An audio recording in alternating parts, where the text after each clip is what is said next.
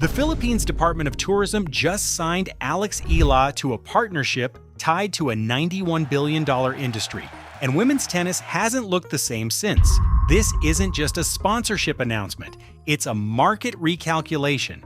And right now, Coco Gauff's $31 million endorsement portfolio is being pressure tested by a government tourism machine that has no plans to slow down.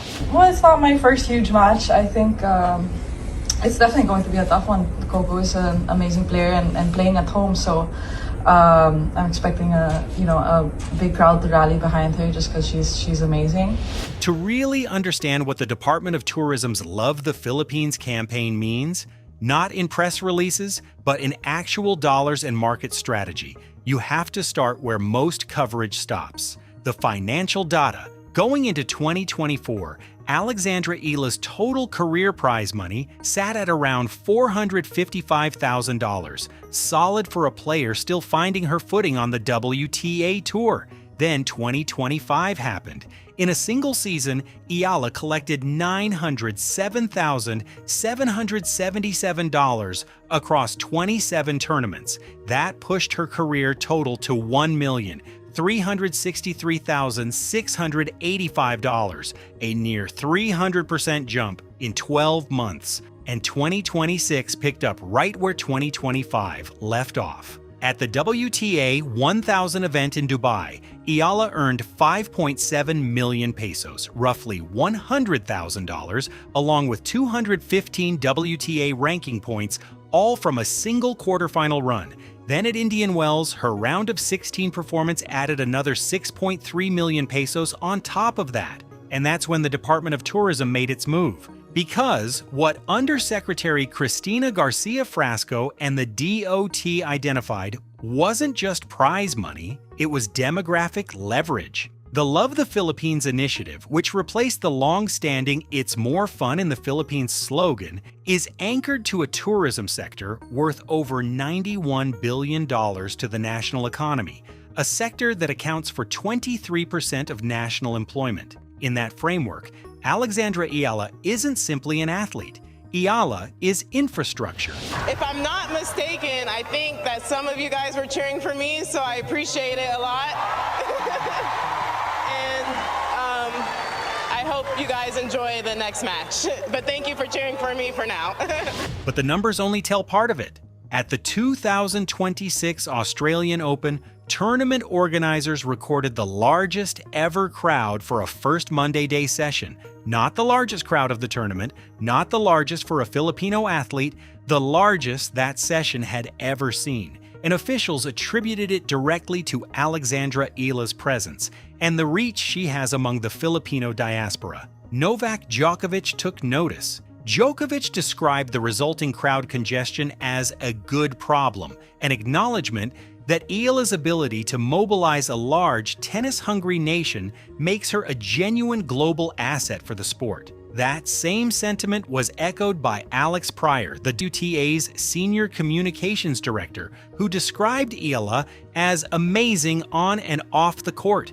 The WTA has actually been working with Eala's management since 2021, carefully balancing media obligations with training, because the organization understands exactly what Eala represents: a new audience, the massive Filipino diaspora, a younger social media-savvy Southeast Asian fan base that analysts have compared more than once to the Taylor Swift concert effect. And that's the commercial reality that created the tension with Coco Gauff's camp.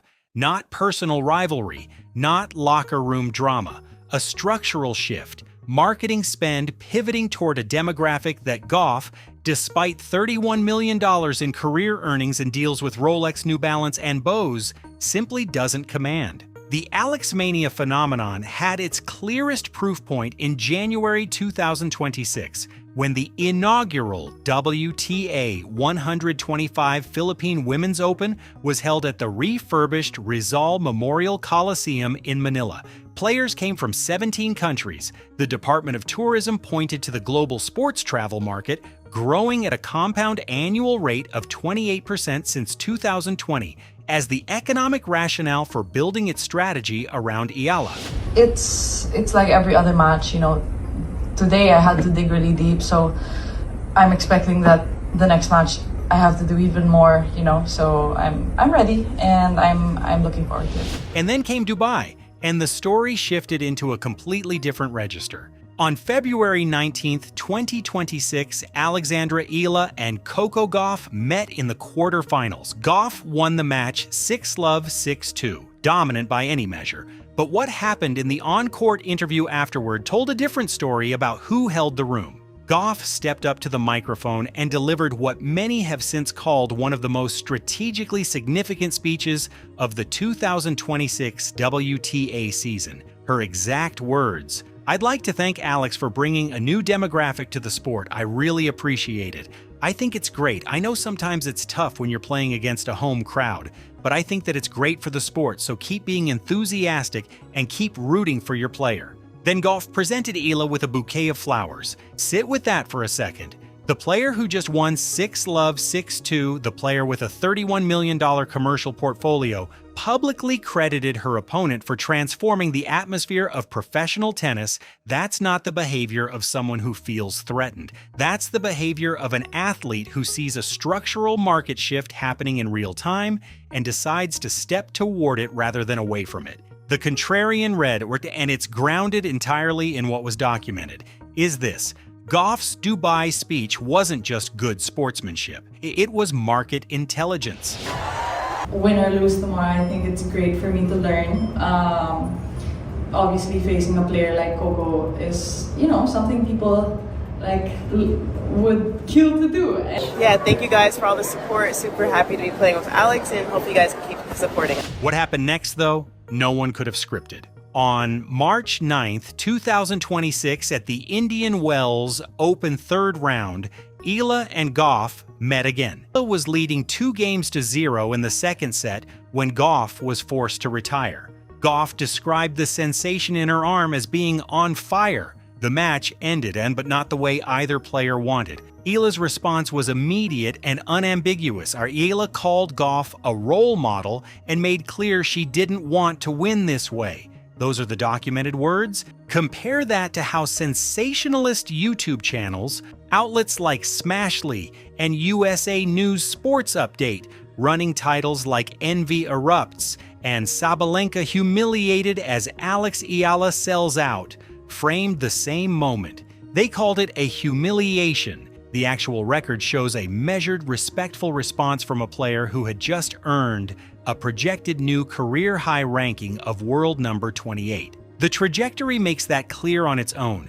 Eala went from ranked 147th in 2024 to 50th by end of 2025 to 31st and climbing by March 2026. Eala isn't rising because Gauff is falling. Eala is rising because Eala is winning.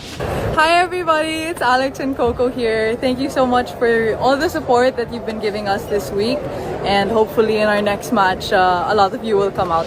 But here's the detail that reframes everything, including every headline you've seen about Eala and Gauff. The most viral stories surrounding Alexandra Eala, the ones that seeded the jealousy narrative, the record-breaking deal framing, the manufactured controversy, are, in documented cases, completely fabricated. Take the Wilson Sporting Goods deal. Viral posts claimed Eala had signed a $45 million endorsement with Wilson, even attributing fake quotes about using the money to help others. Fact-checkers traced the hoax to a photo of former Wilson CEO Joe Duty, who had resigned 3 days before those posts started circulating.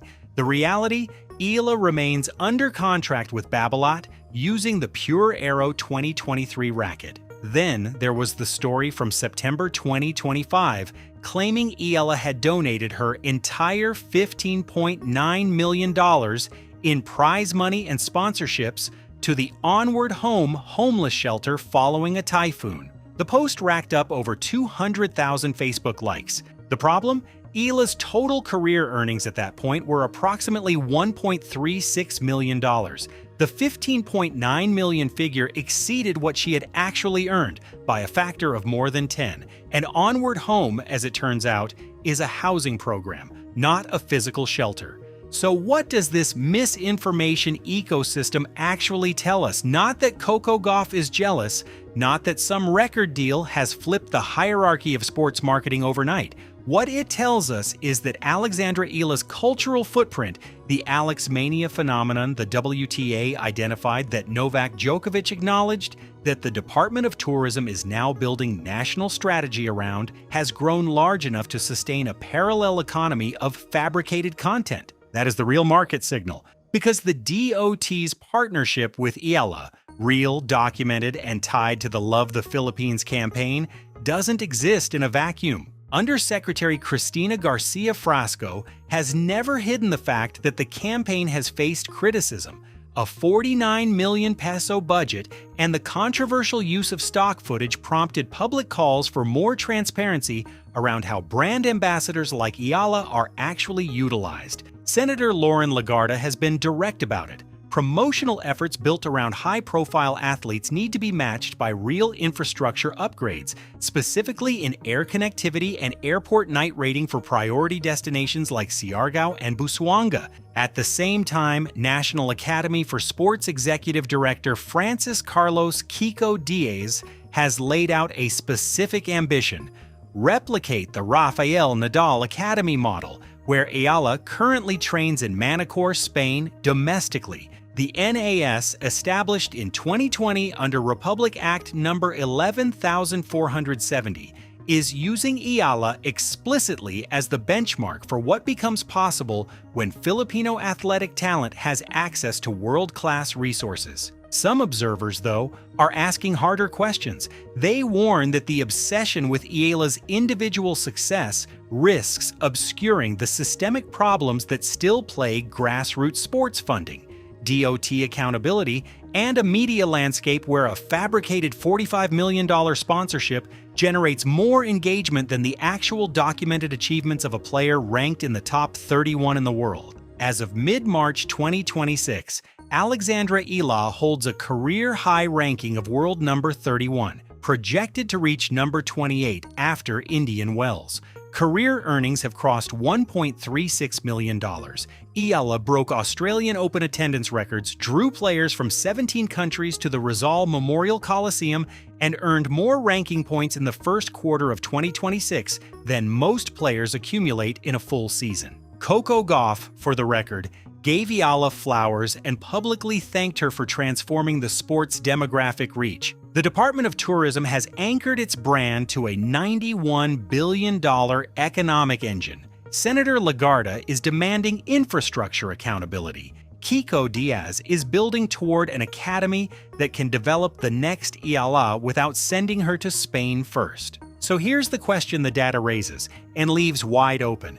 Can the Philippines actually convert the Alexmania phenomenon into a permanent structural transformation of its sports infrastructure? Or is a $91 billion tourism strategy being built on a single athlete's shoulders? And what happens to that strategy if the weight ever becomes too much to carry?